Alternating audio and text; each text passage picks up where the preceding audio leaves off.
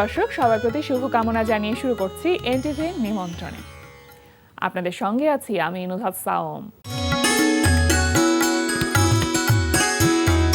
দর্শক, এনটিভি নিমন্ত্রণের আজকের আয়োজনে থাকছে সংস্কৃতি, এনটিভি অনুষ্ঠান সূচি ও আলাপন। প্রথমেই সংস্কৃতি।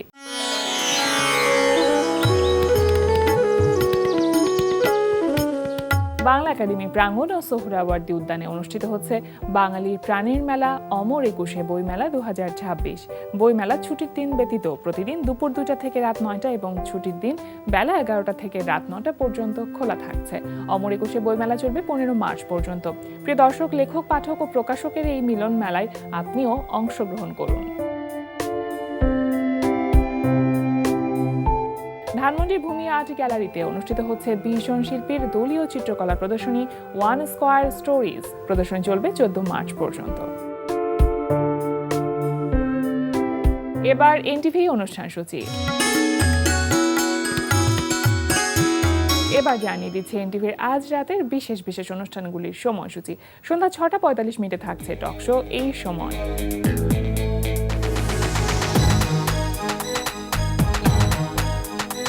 রাত 9টায় থাকছে অনুষ্ঠান স্যান্ডেলিনা গ্ল্যামার ওয়ার্ল্ড। রাত 9টা 30 মিনিটে থাকছে শামস করিমের পরিচালনায় ধারাবাহিক নাটক 7 কিলো 1 গ্রাম। কালকে গঞ্জে যাবো, গঞ্জে গিয়ে একটা সাইনবোর্ড বানাবো, ভাই বোন হ্যাচারি। তারপর এটা এনে ঝুলাই দেবো। হ্যাঁ, মানুষ মনে করবো যে হ্যাঁ মাছ চাষ করতেছে। সুতরাং হেতারা যে কোনো সময় কিন্তু ডুবাইতে পারে, অসুবিধা নেই। জলে না, আমগো মনে এত হিংসা নাই বোন। তাইলে আর কি করবি, লাঠি লয়ে কুত্তা বিশ্রাইতে থাক যা।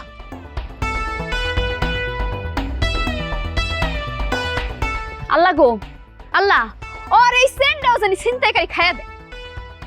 আমিন। 7 কিলো 1 গ্রাম। রাত 11টা 30 মিনিটে সরাসরি সম্প্রচার হবে সাইফুল্লাহ সাইফ ও মোহাম্মদ আনোয়ার শাহাদাত খানের প্রযোজনায় ইসলামী অনুষ্ঠান আপনার জিজ্ঞাসা। পাক পাখালির গানে শুনে তসবিহ কলো রব, তসবিহ কলো রব, আল্লাহ আমার রব, এই রবই আমার সব। এই ছিল এনটিভির আজ রাতের বিশেষ বিশেষ অনুষ্ঠানগুলির সময়সূচি। এবার আলাপন। প্রিয় দর্শক, আমাদের আলাপনের আজকের অতিথি আলোকচিত্রী শাহাদাত পারভেজ। শুভ সকাল ভাইয়া। শুভ সকাল। কেমন আছেন? আমি ভালো, আপনি কেমন? আমি তো খুব ভালো আছি, অনেকদিন পর আপনাকে পেলাম। বইমেলা চলছে এবং এবারের বইমেলাতে আপনার একটি বই প্রকাশিত হচ্ছে, ভাষা আন্দোলন 5 আলোকচিত্রীর চোখে। আপনি নিজে একজন আলোকচিত্রী। এই যে 5 আলোকচিত্রীর চোখে ভাষা আন্দোলনকে যখন দেখবার চেষ্টাটা আপনি নিজে করেছিলেন, এই ভাবনার জায়গাটা কিভাবে আসলো আপনার মধ্যে? আমি তো আসলে আলোকচিত্র নিয়ে গবেষণা করি, বিশেষ করে মানে আমাদের বাংলাদেশের মানে আলোকচিত্রে যারা নক্ষত্র মানব, যারা পায়োনিয়ার পথিকৃৎ, তাদেরকে আসলে আমি সবসময় খুঁজে বের করি এবং তাদেরকে খুঁজতে আমার ভাল লাগে এবং আমি খুব আনন্দ পাই এবং আমি যখন তাদেরকে খুঁজি আমার আত্মা তখন পবিত্র হয়ে যায়। তো সেটা আমি দীর্ঘদিন ধরে করছি। তো সেই কাজটা করতে গিয়ে আমি যেটা করলাম সেটা হচ্ছে যে এই ভাষার মাসে, ফেব্রুয়ারি মাসে আমার কিছু আর্টিকেল ছাপা হলো প্রথম আলোতে। আচ্ছা। প্রথম আলোর অনলাইন অন্য আলোতে ছাপা হয়েছে, ডেইলি স্টারে 21 তারিখে ছাপা হয়েছে, বণিক বার্তা, বিডি নিউজ এবং বিজনেস স্ট্যান্ডার্ড রিজেলে। তো সেই লেখাগুলো দেখে স্বপ্ন 71-এর প্রকাশক বলল যে আপনার এই লেখাগুলো কম্পাইলেশন করে ফেলুন। আচ্ছা। এই বছর কিন্তু আসলে আমার বই করার ওই রকম যে পরিকল্পনা ছিল একদম না। তো ও বলার পরে আসলে আমি চেষ্টা করলাম যে এই যে আমাদের ভাষা আন্দোলনে যে ছবি তুলেছে 5 জন, এই 5 জনের লেখাগুলোকে কম্পাইলেশন করা। কিন্তু যখন এটাকে বই, পত্রিকার জন্য একরকম লেখা, যখন এটাকে বই আকারে করতে হয় তখন কিন্তু এটাকে ঘষা মাজা, কিছুটা সংযোজন বা বিয়োজন থাকে, করতে হয় এবং অনেকগুলো। তারপরে যেটা হয় যে এটার জন্য একটা ভূমিকা লিখতে হয়, এর জন্য আবার পরিচ্ছিষ্ট থাকে, বইয়ের একটা ফরম্যাটে থাকে, তারপরে ধরেন একটা পটভূমি লিখতে হয়। তো আমি আসলে 4 দিন মানে না ঘুমিয়ে পরে এই কিউরেটিংটা করলাম। করে এটা দেয়া হলো। দেয়া হওয়ার পরে যেটা হলো যে বইটা প্রেসে চলে যাবে, হঠাৎ মনে হলো যে আমাদের ভাষা সংগ্রামে একদম প্রত্যক্ষভাবে ছবি তুলেছেন 5 জন, কিন্তু একজন আলোকচিত্রী মনোয়ার আহমেদ, উনিও কিন্তু একজন পায়োনিয়ার ফটোগ্রাফার, উনি চিত্রালীর প্রধান আলোকচিত্রী ছিলেন, শুরুর দিকের ফটোগ্রাফার ছিলেন, এদেশের গ্ল্যামার ফটোগ্রাফির পুরোদা তাকে বলে, পাখির ছবির পুরোদা বলে। তো উনি 52 ভাষা আন্দোলনে উনি স্কুলে পড়তেন, আচ্ছা, 11 বছর বয়স ছিল মাত্র। তো উনি ওই সময় ছবি তুলতে পারেননি, কিন্তু ভাষা আন্দোলনের যে একটা ছাপ তার মনোজগতে বেশ ভালোভাবে প্রভাবিত হয়ে আছে।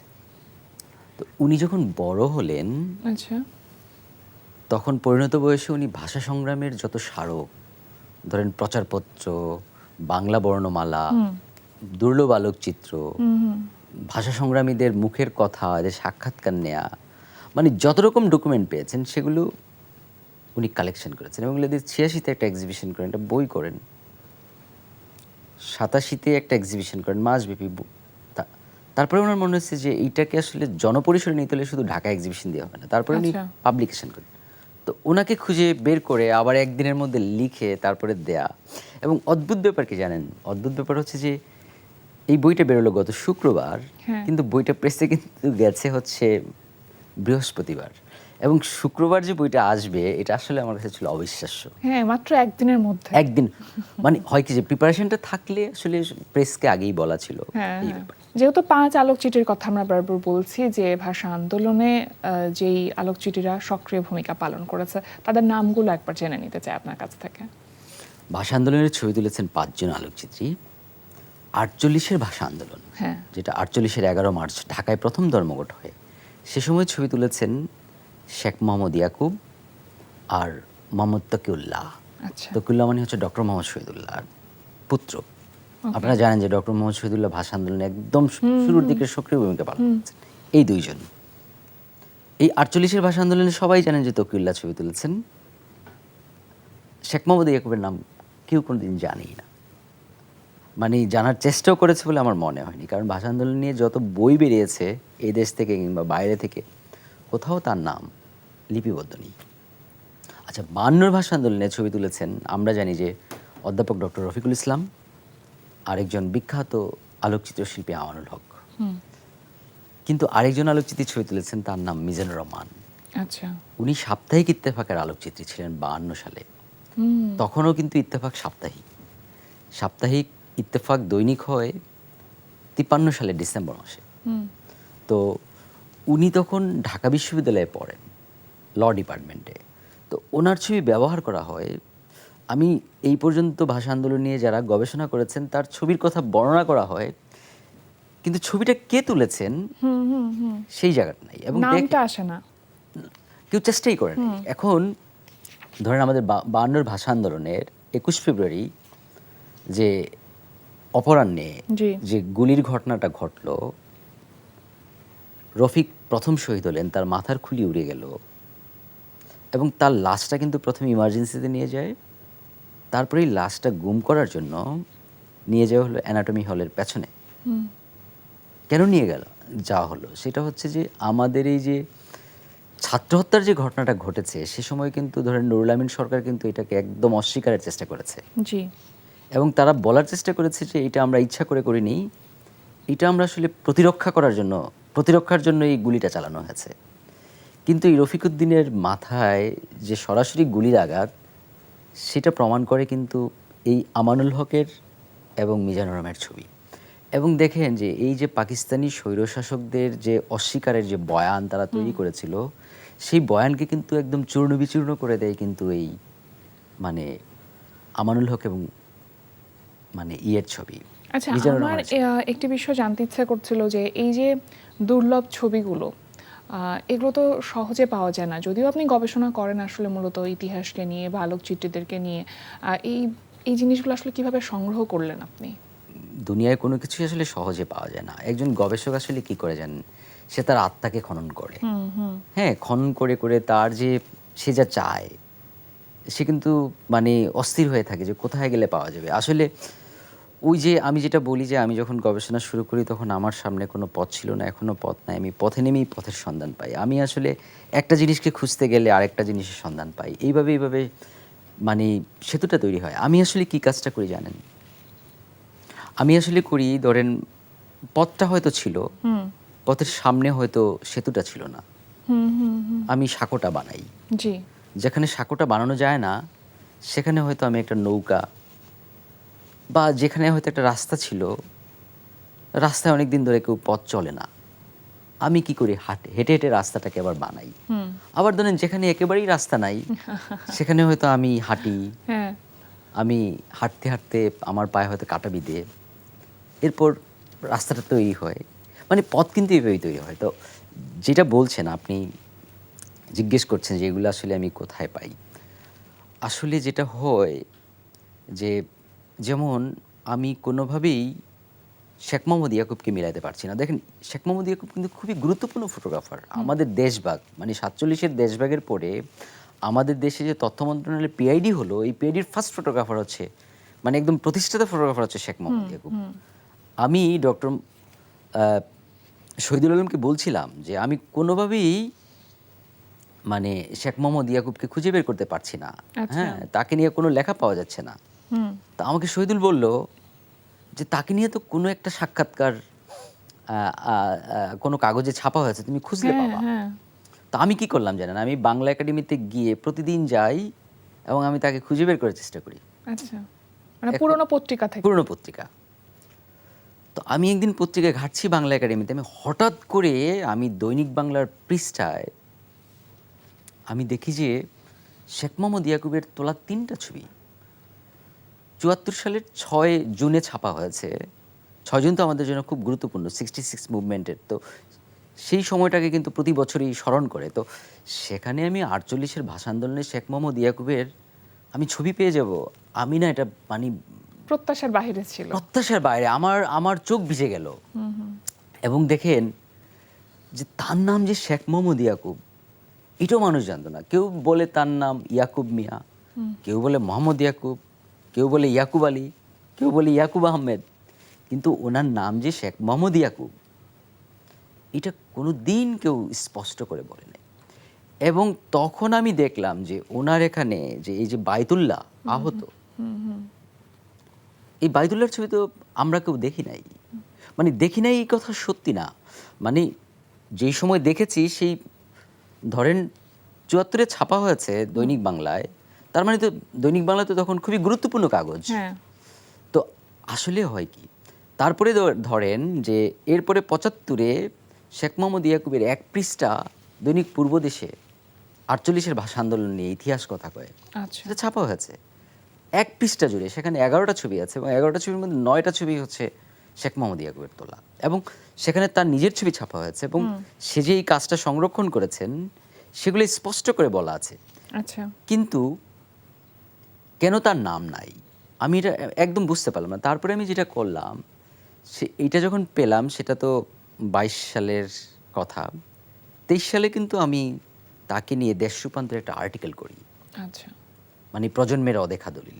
তো তারপরে মানুষ জানতে শুরু করে, এরপর তাকে নিয়ে আমি আরও মানে চেষ্টা করতে করতে আমি হঠাৎ করে পেয়ে যাই যে আসিফ নজরুলের একটা লেখা, যে 1990 সালে যে সাপ্তাহিক বিচিত্রা রিচ সংখ্যায় এই 4 জন পায়োনিয়ারকে নিয়ে মানে উনি তার সাক্ষাৎকারের ভিত্তিতে একটা বিশাল বড় প্রতিবেদন করেছিলেন। ও সেখানে শেখ মোহাম্মদ ইয়াকুবের 46-এর দাঙ্গার সময় উনি যে ছবিগুলো তুলেছেন এবং গান্ধীজির সঙ্গে তার যেমন করে সাক্ষাৎ, শেখ মুজিবের সঙ্গে তার যেমন করে বন্ধুত্ব এবং তারা যেমন করে ছবি তোলেন, জি।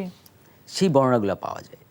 আসলে হয় কি যে আপনি যদি কিছু খুঁজতে যান তাহলেই আপনি খুঁজ পাবেন। যেমন ধরেন আমি ভাষা আন্দোলনের অসংখ্য বই পড়ে আমি দেখলাম যে আচ্ছা 52-র ভাষা আন্দোলনের শহীদ রফিকের ছবিটা তুললেন আমানুল হক, তো তার ছবি একটা সাদা কালো বিমূর্ত সাদা কালো ছবি আমি দেখি, কিন্তু আমি দেখি আরেকটা ছবি। তা আমার প্রশ্ন যে এই ছবিটা কে তুললেন?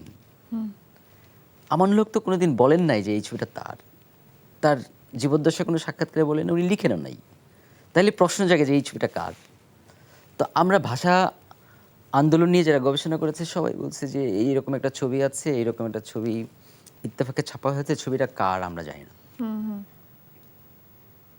পরে ওই যে আসিফ নজরুল ওই ইন্টারভিউ পড়েই আমি দেখলাম যে ওখানে ওই তথ্যটি দেওয়া, তথ্যটি শুধু দেয়া না, মানে মিজানুর রহমানের মুখের কথা, আচ্ছা, যে ওই সময়ে আমি ছাত্র ছিলাম, 10 জন করে যখন বের হয়ে এর নেতৃত্ব আমি ছিলাম, আমার হাতে বক্স ক্যামেরা ছিল, এবং যখন রফিক গুলি খায় এবং তাকে মানে আমার চোখের সামনেই সে গুলি খেয়ে পড়ে গেল।